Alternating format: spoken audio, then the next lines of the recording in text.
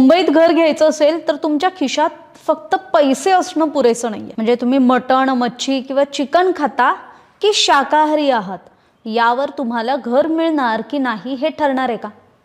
मुंबईच्या ताडदेव परिसरातल्या एका रिअल इस्टेट एजंटचा व्हिडिओ सध्या सोशल मीडियावर व्हायरल झालाय आणि त्यानंतर हा प्रश्न पुन्हा एकदा ऐरणीवर आला. या व्हिडिओमध्ये मांसाहार करणाऱ्यांना ताडदेवमध्ये घर मिळणार नाही, शाकाहारी असाल तर घरासाठी संपर्क करा असं खरं तर जो रिअल इस्टेट एजंट आहे भावेश कावरे असं त्या व्हिडिओत सांगताना दिसतात. घर देताना एखाद्या व्यक्तीच्या खाण्याच्या सवयीवरून भेदभाव केला जाऊ शकतो का असा सवाल विचारला जातोय. आता हा नेमका व्हिडिओ कशाबद्दल आहे ते आधी समजून घेऊयात. तर भावेश कावरे नावाचा एजंट आहे जो रिअल इस्टेट ब्रोकर किंवा एजंट म्हणू शकतो त्याला. त्यांनी ताडदेवमधील एका 2 BHK फ्लॅटची जाहिरात केली होती. या घराचा कार्पेट एरिया जवळपास 900 स्क्वेअर फूट असल्याचं सांगण्यात आलं. घराच्या बाल्कनीतून दक्षिण मुंबईचं विहंगम दृश्य आणि मग समुद्राचं दृश्य दिसत असल्याचंही जाहिरातीत सांगितलंय. या घराची किंमत ही तब्बल 6,30,00,000 रुपये असल्याचं सुद्धा सांगण्यात आलं आणि त्यासोबत एका कारसाठी पार्किंगची जागा मिळणार आहे. मात्र या सगळ्या वैशिष्ट्यांपेक्षा या जाहिरातीतलं एक विधान सध्या चर्चेचा विषय ठरला. ते म्हणजे मांसाहार करत असाल तर हे घर मिळणार नाही असं या व्हिडिओमध्ये सांगितलं गेलं. आता इथेच सर्वात मोठा प्रश्न उपस्थित होतो. घर विकायचं किंवा भाड्याने द्यायचं हा त्या मालकाचा किंवा सोसायटीचा निर्णय असू शकतो, पण एखादी व्यक्ती काय खाते यावरून तिला घर नाकारण्याचा अधिकार कुणाला आहे? विशेषतः मुंबईची खाद्य संस्कृती, मराठी माणूस आणि मुंबईतील आगरी कोळी समाजाचा संदर्भ देत अनेकांनी या प्रकारावर आक्षेप घेतला. माणूस मच्छी, मटण किंवा चिकन खातो म्हणून त्याला घर नाकारणं ही केवळ घर देण्याची मनमानी नसून सामाजिक भेदभावाची मानसिकता असल्याची सुद्धा टीका सोशल मीडियावर होते. आणि आता हा मुद्दा केवळ सोशल मीडियापुरता राहिलेला नाही आहे, तर राजकीय पातळीवर सुद्धा त्यावर प्रतिक्रिया उमटू लागल्यात. शिवसेना उद्धव बाळासाहेब ठाकरे पक्षाचे आमदार वरुण सरदेसाई यांनी स्पष्ट म्हटलंय की अशा प्रकारच्या जाहिराती करणाऱ्या दलालांना दिसेल तिथे ठोकलं पाहिजे. हे कोण म्हटलंय? वरुण सरदेसाई म्हटलं. त्यामुळे ताडदेवमधील हा व्हिडिओ आता राजकीय चर्चेचा सुद्धा विषय. याच प्रकरणात मुंबईच्या माजी महापौर आणि ठाकरेंच्या शिवसेनेच्या नेत्या किशोरी पेडणेकरांची सुद्धा प्रतिक्रिया आली आहे. त्यांनी म्हटलंय ताडदेवमधील शिवसैनिक या ब्रोकरला जाब विचारतील आणि त्याचा समाचार घेतला जाईल. त्यासोबतच बिल्डर किंवा समाजातील काही घटकांची भाषा आता ब्रोकर बोलत असतील तर त्यांचाही समाचार घेतला जाईल असं किशोरी पेडणेकरांनी म्हटलं. पण आता आणखी एक महत्त्वाचा मुद्दा येतो. मुंबईत मांसाहारी नागरिकांना घर नाकारण्याचा हा काही पहिलाच प्रकार आहे का? तर अजिबात नाही. आपल्याकडे जी माहिती आहे, मागील काही प्रकरणं बघितली तर याआधी मुंबईतल्या घाटकोपर, मुलुंड, कांदिवली यासारख्या भागात सुद्धा मराठी भाषिक आणि मांसाहारी नागरिकांना घर मिळताना अडचणी आल्याच्या घटना आपण ऐकल्या आहेत, पाहिल्या आहेत. त्यामुळे ताडदेवच्या या व्हिडिओनंतर पुन्हा एकदा मुंबईत घरांच्या व्यवहारात भाषा, खाद्य संस्कृती आणि सामाजिक ओळख यावरून होणाऱ्या कथित भेदभावाचा मुद्दा आता चर्चेत येतोय. आता इथे प्रेक्षकांना एक प्रश्न विचारावासा वाटतो.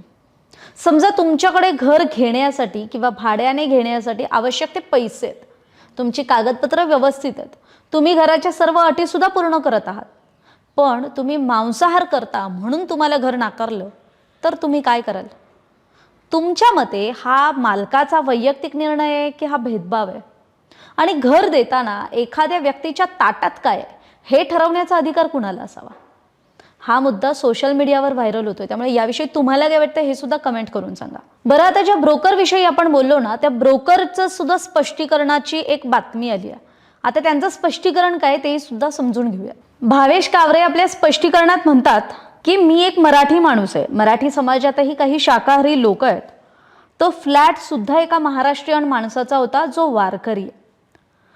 तो फ्लॅट त्या वारकरी असणाऱ्या मराठी माणसाला एका शाकाहारी स्वामी समर्थांना मानणाऱ्या भाविकाला द्यायचा होता असं त्यांना वाटत होतं. तो फ्लॅट आता विकलाही गेलाय आणि तो सुद्धा एका मराठी माणसानंच घेतलाय.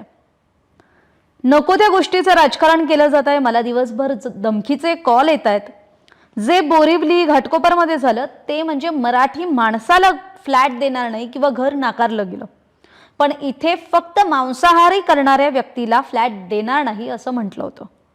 मी फक्त संबंधित घराबद्दल बोलत होतो कारण त्या घरमालकाचं ते म्हणणं होतं. आता हे त्या ब्रोकरचं स्पष्टीकरण आलंय, पण या संपूर्ण प्रकरणात आणखी एक गोष्ट लक्षात घेणं गरजेचं आहे. या व्हिडिओच्या आधारे खरं तर ताडदेवमधील प्रत्येक सोसायटी किंवा प्रत्येक घरमालक अशीच अट घालतो असा निष्कर्ष काढणं योग्य ठरणार नाही. मात्र एका रिअल इस्टेट जाहिरातीमधून मांसाहार करणाऱ्या व्यक्तीला घर नाकारण्याचं विधान समोर आल्यानं त्यावरून सामाजिक भेदभाव आणि मुंबईच्या सर्वसमावेशक संस्कृतीबाबतच प्रश्न उपस्थित झालेत. कसं आहे ना, मुंबई ही देशाची आर्थिक राजधानी आहे, स्वप्ननगरी आहे. ही मुंबई आहे जी खरं तर विविध भाषा, धर्म, समाज, खाद्य संस्कृती एकत्र नांदवणारी अशी म्हणूनही ओळखली जाते.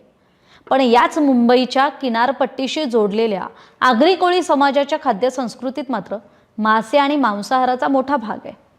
त्यामुळे मुंबईत कोण काय खातं यावरून त्याला घर मिळणार की नाही हे ठरवणं योग्य आहे का?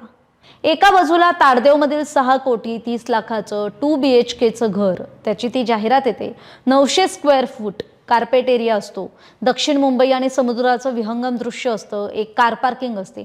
आणि दुसऱ्या बाजूला मात्र मांसाहार करत असाल तर हे घर मिळणार नाही हे वाक्य असतं. आणि या एका वाक्यामुळे हे संपूर्ण प्रकरण तापलं जातं, त्याची चर्चा होते.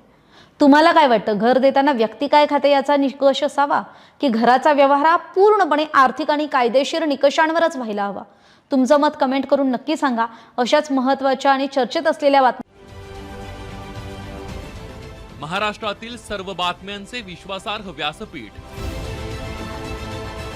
सकाळच्या सर्व सोशल मीडिया प्लॅटफॉर्मला लाईक, फॉलो आणि सबस्क्राईब करा. तसंच सर्व नोटिफिकेशनसाठी बेल आयकॉन प्रेस करायला विसरू नका.